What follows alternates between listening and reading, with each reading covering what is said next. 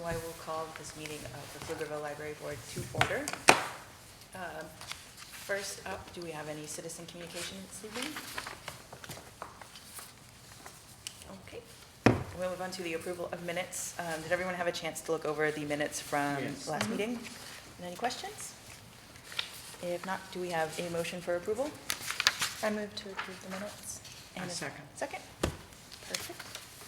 And next is our library director report. Okay, and I didn't put it on here, and my apologies. I want to welcome Sarah Eddy. She is our newest member of the board. Library director's report. So I was getting concerned about the circulation numbers, still not topping last year.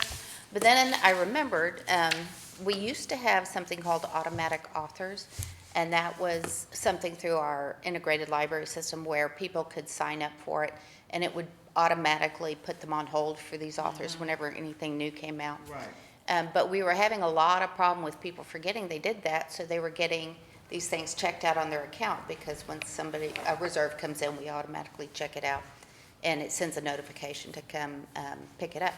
So we discontinued the automatic Right. authors, and I think that may be part of the Yes. reason. Yeah. Absolutely. And that's for the circulation on the physical materials, because there were a lot of checkouts happening that weren't actual checkouts. On the electronic resources, I was also racking my brain thinking, okay, well, not as many people are using it because they're coming into the library.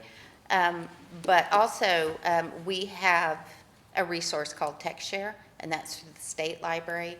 And they discontinued offering the EBSCO Academic Search Complete, which was one of the big ones that would search a bunch of journals. So that might have some impact on our numbers. And I'm going to look a little harder at it for next time and try and get some figures and some proof that that's what it is. But because I'm not entirely sure, but that's what I would think it is. Our visits to the library are exceeding last year's. Our physical visits, our electronic visits, that's our catalog searches, a little bit down, but not significantly. And our attendance at programs is up and outreach is up. So I just need to look a little bit harder into these circulation numbers before I can give you a decent reason why.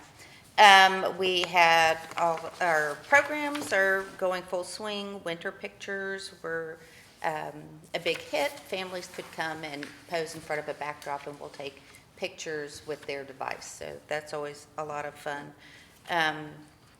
If you haven't seen it, not only do we have one of our sculptures in, but we also have the nursing pod in. So that's down in the kids area. There was a ribbon cutting today, and Larissa did the honors of cutting the ribbon for that. So we've been getting a lot of good feedback on that, so I'm pretty happy with it. Some of the other things that we've talked about as a board and that were in our 5-year plan are coming. I've gotten notice that the book locker finally will be coming, hopefully within the next couple of weeks. And the pods, the study pods, we are working with the company now to order that. The city council last night approved the new AV system, so that'll be happening in August. And we are right now setting up a new reservation calendar, which we hope will be a little more user-friendly. Okay.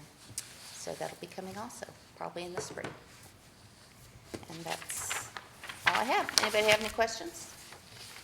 I do, about the after hours mystery. So was that like a murder mystery, like Looking Clue, and it was that kind of situation? Daniel could probably answer better than I, but that's generally, sometimes they do escape rooms, but this one I think it was an actual murder mystery yet. Yeah, where you're like assigned a character, and then Yeah. each of the characters do what they're supposed to do, and then try to figure out who committed the crime, kind of thing. Okay. Yeah. We do that for teens also, but that one was for adults. Okay. Any other questions? And next up is the Friends of the Pflugerville Library report. That's me. Those of you who are here will remember me from last meeting. I'm Aaron Millis, Friends of the Pflugerville Library. Let me start that over. I write this out because I'm not good at this. I'm a friend of the Pflugerville Library and I'm on the board. The Friends don't meet in December, and our first meeting of 2024 isn't until next week, so I have somewhat limited new information. We did get our final financials done, and by the end of the year, we didn't quite double our budget estimate for 2023, but we got really, really close.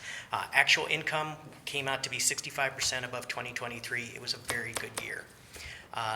The next book sale, it's in a little over a week. Next Thursday, January 18th, 10 a.m. to 7 p.m., we will be filling the Great Hall with books. We've got a lot of good stuff out there. We will be here able to take cash, check, credit cards for the books, DVDs, CDs, games, and more, as well as re-up memberships if anyone wants to come by, or sign up new members. We'll do it live right there at the table. Friends memberships start at $15 a year and give you 5 free books at every regular book sale. The technical team has made the final tweaks to the new Friends website, and we're going to be presenting it to the Friends board during the next meeting. We also brought mail online at that domain, which is going to really improve optics on communication. It's not great to have a Yahoo address as your main contact. It doesn't look good. So we've rolled that out. We're going to start updating all of our public-facing information, hopefully by the end of next month. So all of that has been leading up to new attempts for fundraising, one of which was Amplify Austin. It's one of the larger nonprofit fundraising events here in Central Texas, and I'm excited to announce the Friends of the Pflugerville Library has registered to participate this year. The event occurs on March 6th and 7th. It's a 24-hour period where we're going to really push fundraising efforts. There are early openings for those fundraising efforts. I don't know if we're going to try to do that or not. Again, this was a very short notice thing. We just did the registration on Sunday. So by next week, I should have more information, and we're going to be putting that out on newsletters, social media, and physical postings probably out here to drive the effort.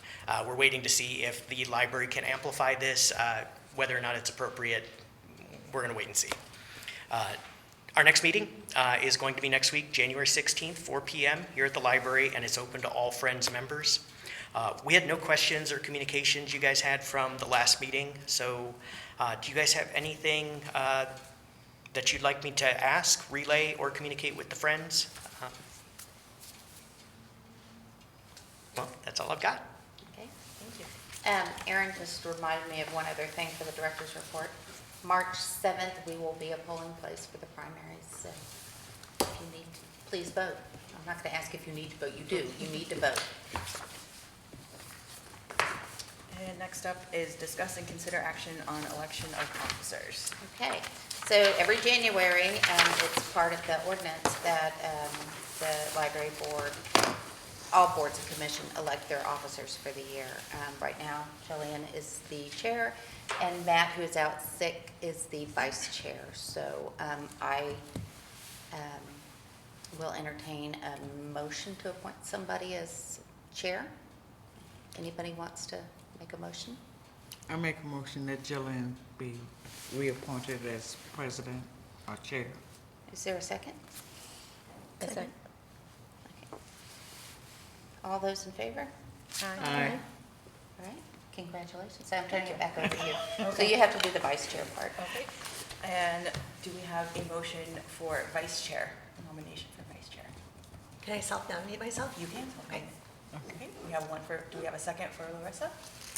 I'll second. Thank you. Okay. I gotta be quicker. All in favor? Aye. Thank you. Congratulations, Larissa. All right, awesome. Okay. Thank you for accepting. Oh, sure. And next up is discuss and consider action on student liaisons. Our second student liaison application, or interested party, I guess, has a conflict with Wednesday night, so he has withdrawn his application. Okay. But we do have Lucas here, if you guys want to.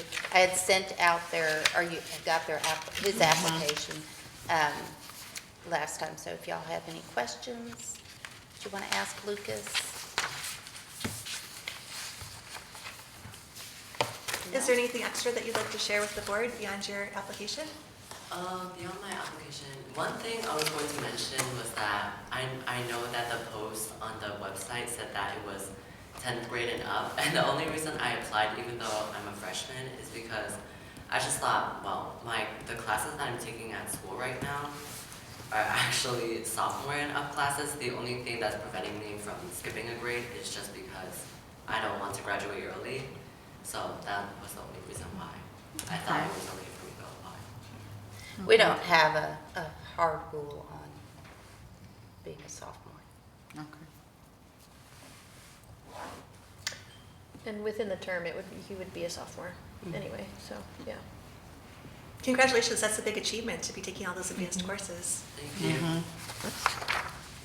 Do we need a motion to approve? Yes. I'll make a motion to approve Lucas for the student liaison. Do we have a second? Second. Okay. Okay, congratulations. Yeah, I'm going to assume all those in favor. Oh, all those in favor? Yep. Aye. Okay, great. Got a little antsy. Okay, well, that was a fast meeting. Yes, yes. Record Okay. Do we have a motion to adjourn? I move to adjourn. And a second? I second. Okay. All right. And we are